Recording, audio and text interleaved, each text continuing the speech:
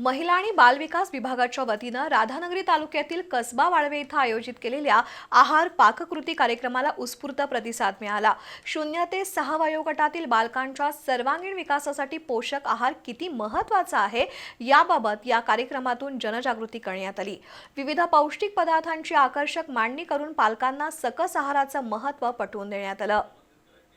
राधानगरी महिला बालविकास प्रकल्प विभागाच्या वतीनं आहार पाककृती कार्यक्रम घेण्यात आला। यावेळी पोषक आहाराची मांडणी करण्यात आली होती। त्याची माहिती तहसीलदार अनिता देशमुख, पुरवठा अधिकारी जयवंत पवार यांनी घेतली। कार्यक्रमामध्ये नाचणीचे लाडू, गव्हाची लापसी, नाचणीची आंबील, नाचणीची भाकरी, शेवग्याची भाजी अशा पौष्टिक पदार्थांची मांडणी करण्यात आली होती। ग्रामीण भागात सहज उपलब्ध होणाऱ्या धान्यांपासून आणि भाज्यांपासून बालकांसाठी पौष्टिक आहार कसा तयार होतो याचं प्रात्यक्षिक यावेळी देण्यात आलं। अंगणवाडी सेविका आणि मदतनीस यांनी तयार केलेल्या विविध पाककृतींना उपस्थितांनी पसंती दिली। या उपक्रमाची माहिती तहसीलदार अनिता देशमुख आणि पुरवठा अधिकारी जयवंत पवार यांनी घेतली।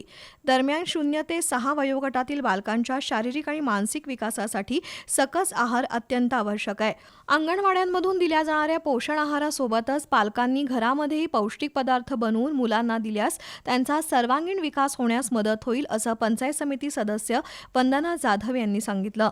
कार्यक्रमात महिला आणि बालविकास प्रकल्प अधिकारी संतोष वरपे, पुरवठा अधिकारी जयवंत पवार, महसूल सहाय्यक विजय यादव, सरपंच वनिता पाटील, अंगणवाडी पर्यवेक्षिका जयश्री गवळी, धनश्री पारकर, रंजना जाधव, सायली चव्हाण यांच्यासह अंगणवाडी सेविका आणि मदतनीस उपस्थित होत्या। या कार्यक्रमातून बाल पोषण, संतुलित आहार आणि स्थानिक पातळीवरील पौष्टिक अन्न पदार्थांचं महत्त्व अधोरेखित करण्यात आलं।